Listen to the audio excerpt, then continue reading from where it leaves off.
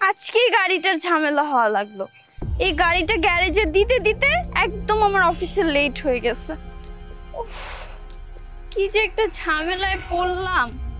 আশেপাশে কোনো রিক্সা টিক্সা কিচ্ছু নাই। আচ্ছা, ওই তো মনে হয় একটা দেখা যাচ্ছে, দেখি তো। এই রিক্সা উত্তরে যাবা? জি ম্যাডাম, বসেন। আরে নিজাম সাহেব, আপনি?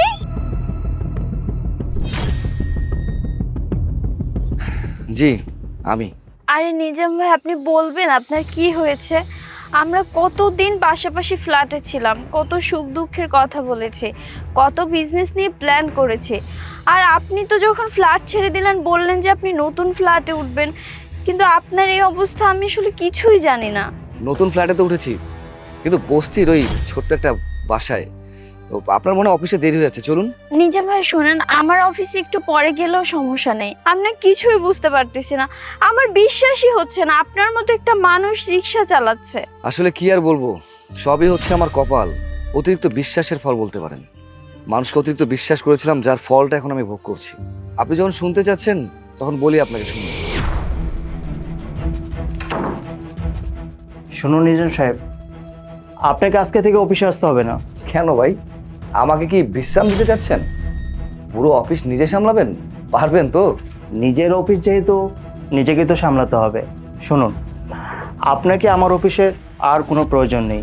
তবে আপনার যদি চাকরির খুব বেশি প্রয়োজন হয়ে থাকে তাহলে আমাদের অফিসে দারোয়ানের পোস্টটা খালি আছে, আপনি চাইলে চাকরিটা করতে পারেন। তবে হ্যাঁ, তার আগে আপনি অফিস থেকে যে টাকাগুলো সরিয়েছেন সেগুলো পরিশোধ করতে হবে। মানে এসব আপনি কি বলছেন জিশান সাহেব? আপনার কি মাথা ঠিক আছে? এই অফিসে আপনার যেমন 50% শেয়ার রয়েছে, আমারও 50% শেয়ার রয়েছে, আর আমি কেন টাকা সরাতে যাবো? আর হঠাৎ করে আপনার কি হয়েছে বলুন তো? এসব কি উল্টাপাল্টা কথা বলছেন? হঠাৎ আমি এই কথা কেন বলছি, এই ডিডের মধ্যে না সব কিছু স্পষ্ট লেখা আছে। আপনি আপনার ব্যক্তিগত প্রয়োজনে অফিস থেকে 10 কোটি টাকা নিয়েছেন, তারপর আপনার এই টাকা পরিশোধ করতে না পারায় আপনার শেয়ারের সবটা অংশ আমাকে দিয়ে দিয়েছেন।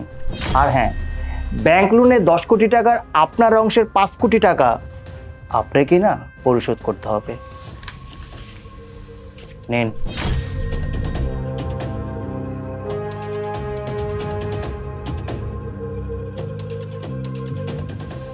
এত বড় বেইমানি আপনি আমার সাথে করতে পারলেন? আমি কিন্তু আপনাকে ছেড়ে দেবো না। আরে তুই কি ছেড়ে দিবি? আমি তো তোকে অফিস থেকে ঘাট ধাক্কা দিয়ে বের করে দেব। তবে হ্যাঁ, তার আগে ব্যাংক লোনের 5 কোটি টাকা তোকে পরিশোধ করে যেতে হবে। আর যদি সেটা না করিস না, আমার অফিসে আমি পুলিশ ডাকবো। পুলিশ? থাক, পরিষ্কার ডাকার দরকার নেই। যেহেতু ভুলটা আমি করেছি, ভুলের মাসুলটাও আমাকে দিতে হবে। আমার সবচেয়ে বড় ভুল হয়েছে যে আপনার সাথে পার্টনারশিপে ব্যবসা করা। শুনুন, একটা কথা মনে রাখবেন, উপরে একজন আছেন, উনি সব দেখছেন। এর বিহিত আমি একদিন না একদিন করে যাব।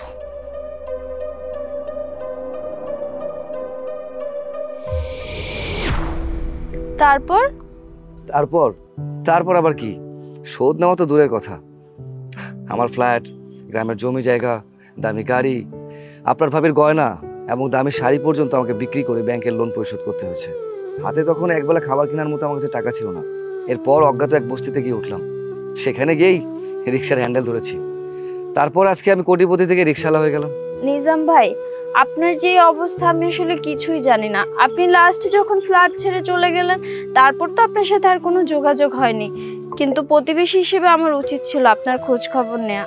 আমি যে আপনার খোঁজ খবর নিতে পারিনি, এই জন্য আমি আন্তরিকভাবে দুঃখিত। দেখুন, এখানে আপনি গিল্টি ফিল কেন করছেন? এখানে আপনার কোনো দোষ নেই। আমি তো আপনাকে কোনো কিছুই জানাইনি, আর আমি যদি না জানাই তাহলে আপনি জানবেন কোথা থেকে? ভাই, আপনি একজন আত্মমর্যাদা সম্পন্ন মানুষ, তাই আপনি আমাকে কিছু বলেননি। আচ্ছা, আপনি কিছু মনে না করলে আপনাকে আমি একটা রিকোয়েস্ট করতে পারি? হ্যাঁ শিওর, বলুন না। আচ্ছা ভাই, আমি আপনাকে 1 কোটি টাকা দেই, আপনি সেই টাকাটা নিয়ে বিজনেস শুরু করেন। আপনি তো বিজনেসটা খুব ভালো বোঝেন। আপনার যখন বিজনেস দাঁড়িয়ে যাবে তখন না আপনি আমাকে ব্যাক করে দিয়েন, সমস্যা নেই। আর আপনার যে পার্টনার ছিল জিসান সাহেব, তাকে একটা শিক্ষা দিতেই হবে। আমার এতদিনের পার্টনার, যার সাথে আমার এত সুসম্পর্ক ছিল, একসাথে আমরা বিজনেস করেছি, সেই বন্ধু যখন আমার সাথে বিশ্বাসঘাতকতা করলো, আর আপনি আমাকে 1 কোটি টাকা দিতে চাইছেন, আমি যদি আপনার সাথে বিশ্বাসঘাতকতা করি? নিজাম ভাই, আমি মানুষ চিনি। আপনি একজন ভালো মানুষ। আপনি যদি ভালো মানুষ নাই হইতেন তাহলে আপনার আজকে রিক্সা চালাইতে হতো না, তাহলে আপনার পার্টনার জিসান রিক্সা চালাতো। আর আপনার উপর আমার সম্পূর্ণ ভরসা আছে, আপনি ভালো কিছু করবেন। বুঝতে পেরেছি আপনার কথা। আচ্ছা চলুন, আপনার অফিসে দেরি হয়েছে, আপনি রিক্সায় উঠুন, আমি আপনাকে ড্রপ করে দিচ্ছি। আচ্ছা।